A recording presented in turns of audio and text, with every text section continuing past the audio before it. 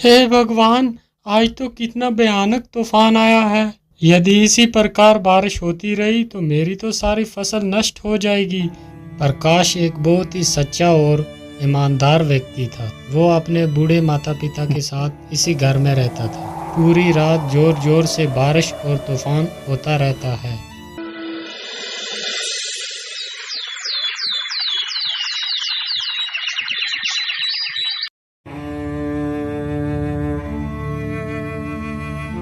पिताजी, मैं खेतों की तरफ जा रहा हूँ। अभी जल्दी ही लौट कर वापस आ जाऊंगा। इतना बोलकर प्रकाश वहां से खेतों की ओर निकल जाता है।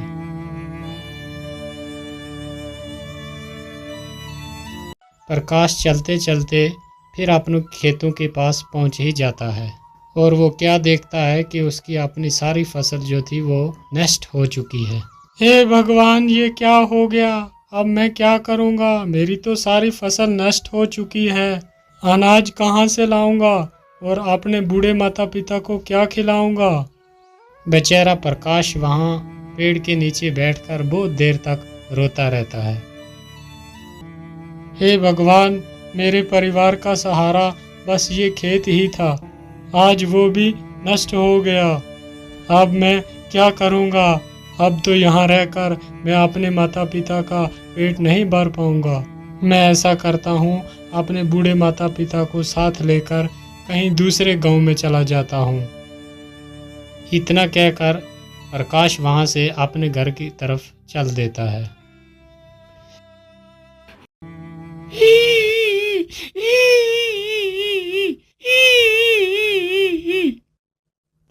अरे, ये आवाज किसकी है? कौन रो रहा है इधर? मुझे तो लगता है कोई मुसीबत में फंसा हुआ है। एक बार जरा देखूं तो सही, कौन है ये? फिर प्रकाश उसी ओर चलने लगता है जिस तरफ से वो आवाज आ रही थी और प्रकाश देखता है लोमड़ी अपने घायल बच्चों को देख देख कर रो रही है। जो बच्चे बिल्कुल अभी छोटे थे, चलने के लायक भी ना थे।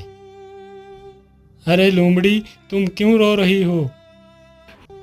और तुम्हारे इन बच्चों को क्या हो गया है? अरे भैया, मैं तुम्हें क्या बताऊं, इस तूफान ने तो मेरा सारा घर ही उजाड़ दिया। अभी कुछ दिन पहले ही मेरे बच्चों ने जन्म लिया था। अभी ये चलने के लायक भी नहीं है। तूफान ने हमारा ये हाल कर दिया। अरे लोमड़ी, तुम दुखी मत हो। मैं तुम्हारी कुछ मदद कर देता हूँ। मैं तुम्हारे बच्चे को दवाई लगा देता हूँ जिससे जख्म बहुत जल्दी भर जाएंगे और मैं तुम्हारा ये घर भी थोड़ा ठीक कर देता हूँ। प्रकाश की ये बात सुनकर लोमड़ी की थोड़ी जान में जान आई।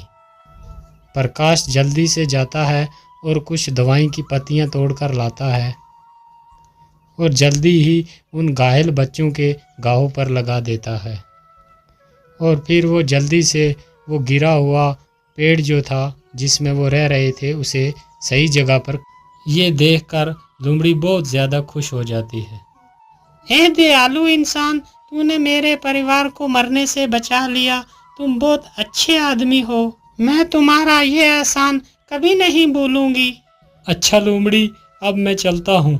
अरे रुको भैया, तुमने मुझे मुसीबत से निकाला, लेकिन मैं देख रही हूँ तुम्हारे चेहरे पे बहुत उदासी है।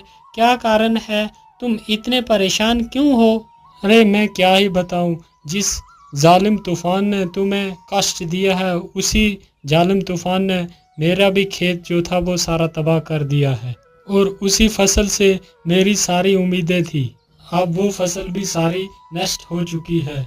अब मैं क्या करूँगा? खाना कहाँ से लाऊंगा और अपने बूढ़े माता पिता को क्या खिलाऊंगा? मेरे पास खेती के सिवा दूसरा कोई साधन भी नहीं है। अब तुम ही बताओ, मैं क्या करूं? अरे मेरे भाई, आप दुखी मत हो। आपने इतनी हमारी मदद की है तो मैं भी आपकी एक मदद कर देती हूँ। मैं तुम्हें एक खजाने का रास्ता बताती हूँ जिसकी वजह से तुम्हारी गरीबी हमेशा के लिए खत्म हो जाएगी। लेकिन वो खजाना है कहाँ?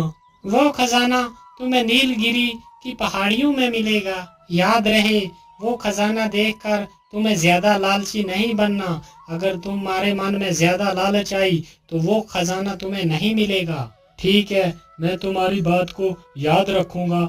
अच्छा, मैं चलता हूँ। इतना बोलकर प्रकाश खजाने की खोज में निकल पड़ता है। प्रकाश चलते चलते बहुत ज्यादा थक गया था और उसे भूख भी बहुत लगी हुई थी। अरे, मैं तो चलते चलते बहुत ज्यादा थक गया हूँ और मुझे भूख भी बहुत लगी है। यहाँ तो आसपास कुछ भी नजर नहीं आता। मैं ऐसा करता हूँ कि कुछ आसपास ही खाने को ढूंढता हूँ, शायद कुछ खाने के लिए मिल जाए। इतना सोचकर प्रकाश खाना ढूंढने लगता है। काफी देर इधर उधर भटकने के बाद उसे एक आम का पेड़ दिखाई देता है जिसमें बहुत सारे आम लगे हुए थे। अरे, इस पेड़ में तो कितने सारे आम लगे हुए हैं। मैं जल्दी से कुछ आम तोड़ लेता हूँ। और प्रकाश जैसे ही उस आम की तरफ अपना हाथ बढ़ाता है तो पेड़ के सारे आम गायब हो जाते हैं। ये देखकर प्रकाश बहुत ही हैरान हो जाता है। अरे, ये क्या हुआ? अचानक से वो सारे आम कहाँ गायब हो गए? बेटा, तुम इस पेड़ के आम ऐसे नहीं खा पाओगे। अरे, ये किसकी आवाज है? कौन है? और आसपास तो मुझे कोई भी नहीं दिखाई देता, फिर ये आवाज कहाँ से आ रही है? बेटा, मैं तो तुम्हारे सामने ही खड़ा हूँ। मैं एक पेड़ हूँ, लेकिन क्यों पेड़? मैं तुम्हारे फल क्यों नहीं खा सकता? बेटा, इंसानों ने हमें बहुत सारे कष्ट दिए हैं। हमने इंसानों के लिए क्या कुछ नहीं किया। उन्हें आपने स्वादिष्ट फल खिलाए और हम खुद धूप और बारिश में तकलीफ उठाते रहे, लेकिन तुम इंसानों को अपनी छाया में बिठाया। लेकिन बदले में तुम इंसानों ने हमारे लिए क्या किया?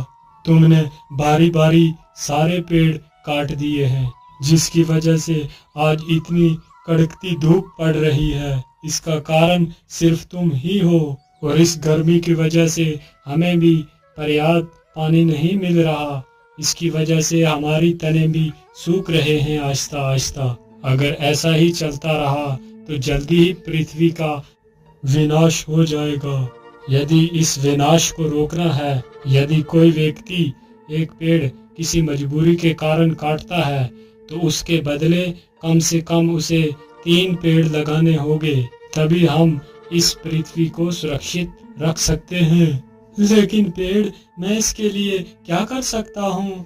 बेटा, मैं तो किसी के पास जाकर ये बात नहीं बता सकता, लेकिन ईश्वर ने तो तुम्हें पैर दिए हैं। तुम हर एक व्यक्ति तक ये संदेश पहुंचाओ। ऐसा करने के लिए क्या तुम तैयार हो? तभी मैं तुम्हें फल खिला सकता हूँ। हाँ हाँ पेड़, ठीक है, मैं आपके इस संदेश को हर आदमी के पास पहुंचाऊंगा। प्रकाश की ये बात सुनकर पेड़ बहुत खुश हो जाता है और जल्दी से अपने कुछ फल नीचे गिरा देता है और प्रकाश उन फलों को उठाकर तुरंत खाने लगता है। फलों को खाकर प्रकाश आगे जाने लगता है।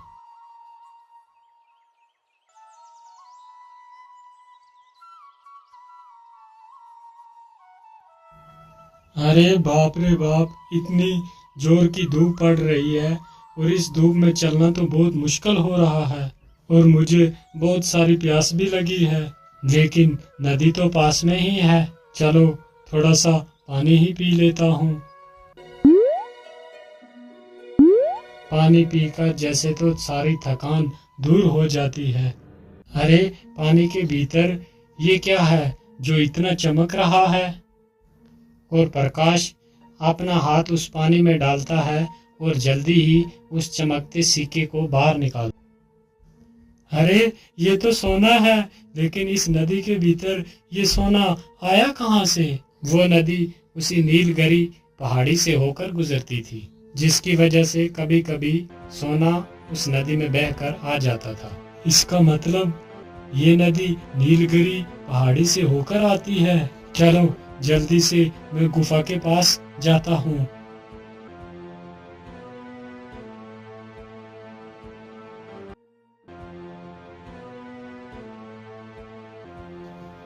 प्रकाश चलते चलते जल्दी ही नीलगिरी पहाड़ी के पास पहुंच जाता है।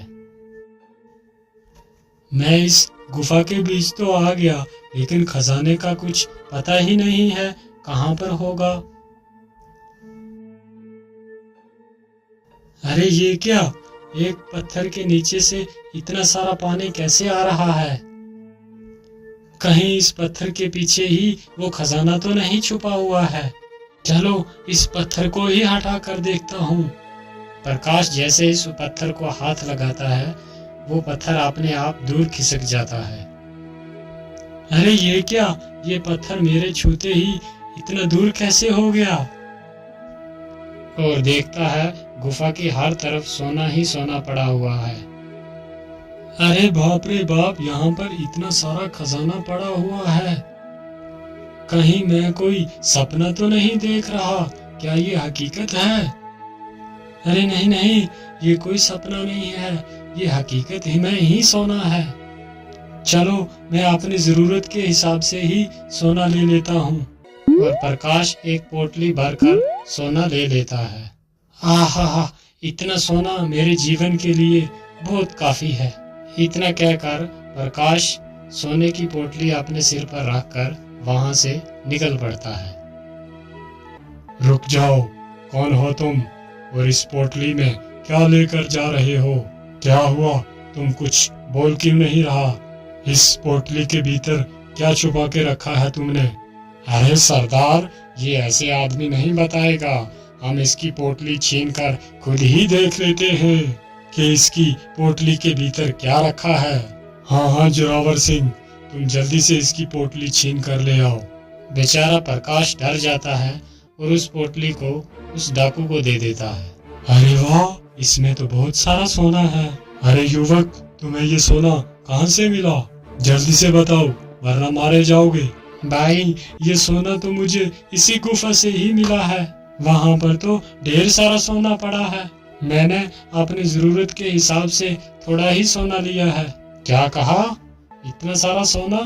और जिस सोने को हम वर्षों से ढूंढ रहे हैं, और वो सोना तुम्हें मिल गया? हाँ भाई, वो सोना मुझे ही मिला है। और चल जल्दी जल्दी, और वो बता मुझे सोना कहाँ पर है, नहीं तो तुम्हें मारकर इसी गुफा में दफना देंगे। ठीक है भाई, अब मुझे कुछ मत करना, मैं आपको उसी गुफा के अंदर ले चलता हूँ। और जल्दी से जाकर उस बड़े पत्थर के पास रुक जाता है। क्या हुआ, तुम यहाँ पर क्यों रुक गए? यहाँ पर तो कोई सोना नजर नहीं आ रहा। अरे भाई, इस पत्थर के पीछे ही तो वो खजाना छुपा हुआ है। क्या इस पत्थर के पीछे वो खजाना है? लेकिन तू इस पत्थर के पीछे गया कैसे, और तुमने अकेले ने ये रास्ते से हटाया कैसे? अरे दुष्ट, तू मुझे मूर्ख बना रहा है कि तूने अकेले ही नहीं ये इतना बड़ा पत्थर हटा लिया, जबकि हम सारे लोग मिलकर इस पत्थर को दिन भर नहीं हिला सके, और तूने इस पत्थर को अकेले ही हटा दिया। नहीं भाई, मैं झूठ नहीं बोल रहा, मैंने सचमुच अकेले ही इस पत्थर को हटाया था और इसके अंदर मैं गया था। यदि ऐसी ही बात है तो तू मेरे सामने ही इस पत्थर को हटा, जरा मैं भी तो देखूं कि तूने अकेले ही इतने बड़े पत्थर को कैसे हटा दिया। ठीक है भाई, मैं अभी इस पत्थर को हटाता हूँ। इतना कहकर प्रकाश जैसे ही उस पत्थर को छूता है, वो पत्थर अपने आप दूर खिसक जाता है। पत्थर दूर खिसकते ही गुफा का सारा खजाना साफ साफ दिखाई देता है। खजाना देखकर तीनों डाकू तो पागल ही हो जाते हैं। अरे वाह वाह वाह, इतना सारा खजाना है। आखिरकार ये सोना हमारे हाथ लग ही गया। अब तो हम ही इस सारे खजाने को उठाकर ले जाएंगे। डाकू के इतने बोलते ही गुफा का दरवाजा अपने आप बंद हो जाता है। तीनों दुष्ट डाकू उसी गुफा के अंदर फंस जाते हैं और प्रकाश अपनी उस सोने की पोटली को उठाता है और वहां से भाग जाता है। और वो डाकू तीन के तीन अंदर ही उस गुफा के दम घुट के मर गए।